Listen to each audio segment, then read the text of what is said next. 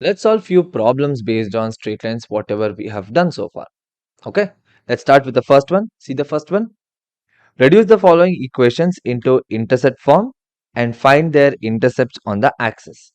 Intercept form is what? X by a plus y by b is equal to 1. Correct?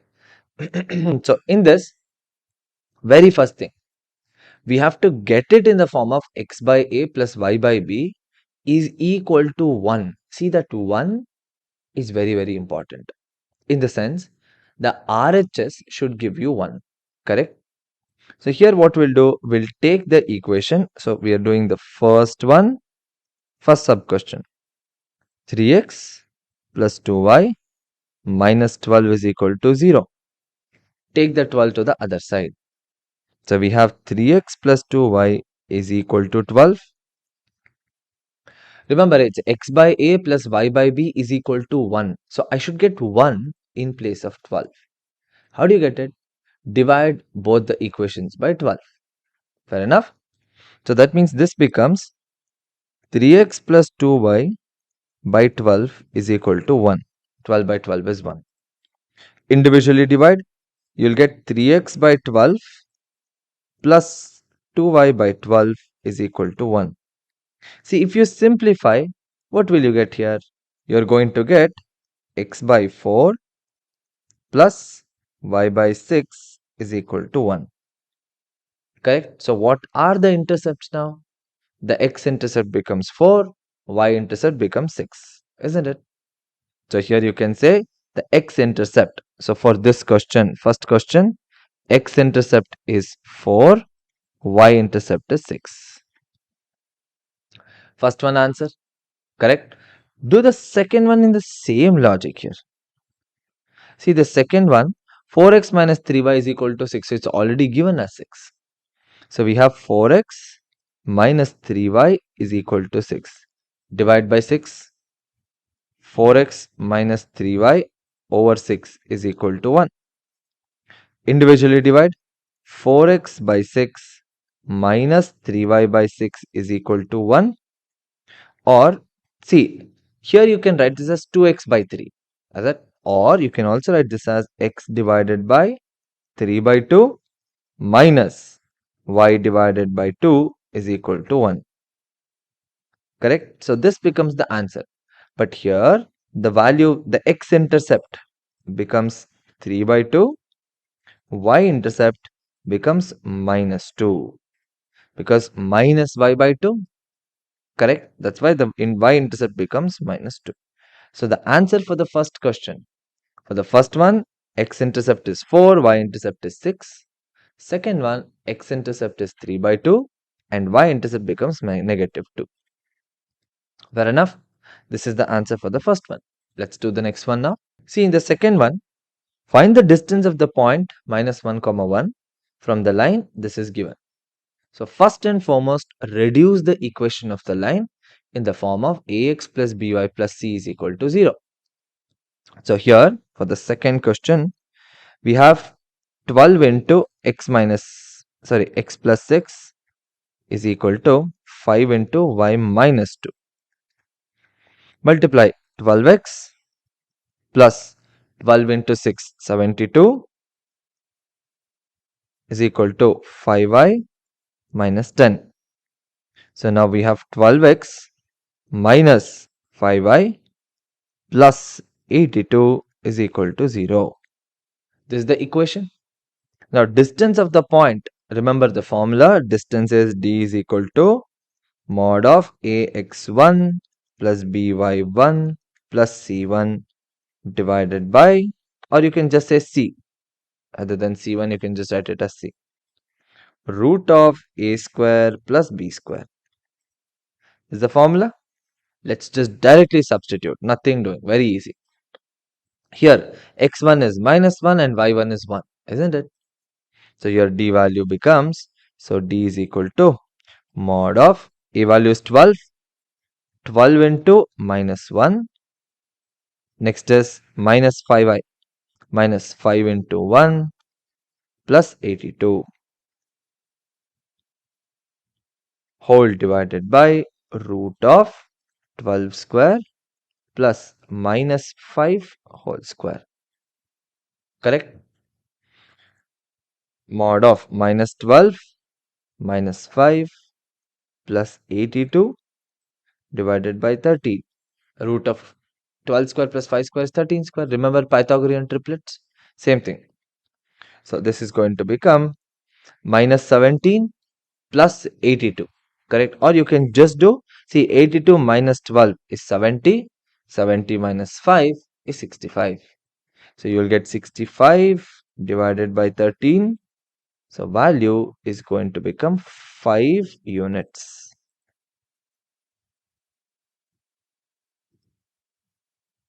Fair enough?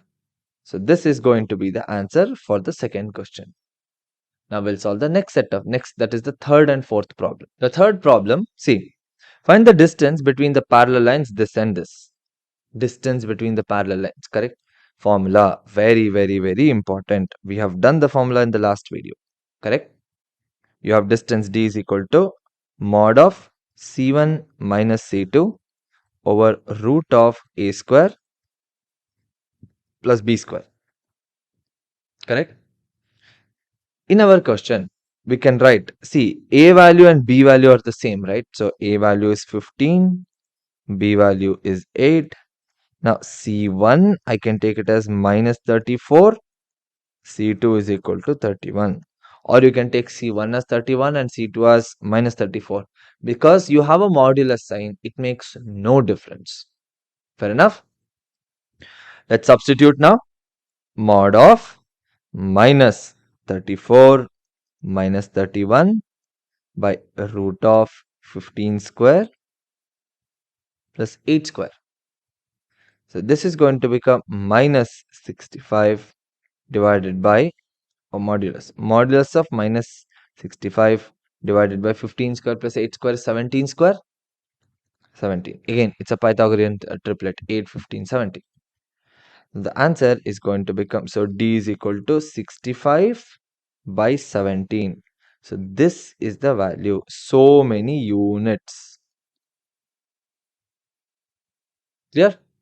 So this is the answer for the third question. So that means here we can write this value is 65 divided by 17. Clear? This is the answer for the third one. Now let's do the fourth one. See the fourth one. Find the equation of a line perpendicular to this particular line, this given line, having an x-intercept of 3. Okay guys, now this you have to be a little careful about this. Careful in the sense it's quite easy, but always remember, if you don't know how to approach a problem, assume, then the best thing to do is draw a rough figure. Draw a rough x-axis, y-axis, draw a rough figure of the line, and you can figure it out. Okay? So in this case, the same thing we are going to do. Suppose say you have the axis. Okay? The given line is x minus 7y plus 5.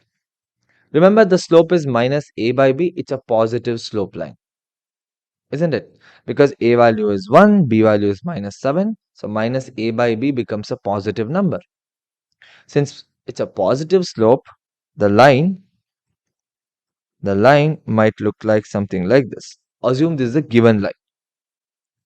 Now, the line which is perpendicular, because equation of a line perpendicular to this line, then it has an intercept of x-intercept of 3. So this point is 3.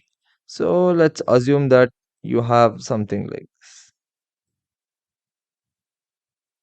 Okay, x-intercept, that means this distance is 3. And you know these two are perpendicular to each other. First and foremost, what we'll do is we'll calculate the slope of that particular line. That means in this figure, we'll calculate the slope of the blue line. Okay, blue line and the black line, both of them, they're perpendicular. No, that's fine. So what do we have? First, we'll calculate the slope of this line. You have L1. Let's assume that L1. X minus 7y plus 5 is equal to 0. And slope is what? Minus a divided by b. So which is minus 1 by minus 7. 1 by 7. The first slope, let's call this as m1. m1 is 1 by 7. Now we know that m1, m2 is equal to minus 1. So if m1 is 1 by 7, then m2 should become minus 7. Isn't it quite obvious that it has to be 1 minus 7? 1 by 7 into 7 is minus 1. That's why. Now that we have m1 and m2, which is 1 by 7 and minus 7, the next thing what we have the x-intercept of 3. We have to frame the equation, isn't it? Now what you know is that this point is 3, 0. Correct? What's the formula for the x-intercept? X-intercept is minus c by m, 0, isn't it? So x-intercept, we can write this one down. So x-intercept is equal to minus c by m, 0. Now m value is nothing but m2 in this case, because that's the line, right? That's the equation of the line what you have. So in this case it's going to become 3, 0 is equal to minus c divided by m2, right? Minus 7, 0. Cancel. Since it's an ordered pair, that is abscissa are equal. So you have 3 is equal to c by 7. So c is equal to 21.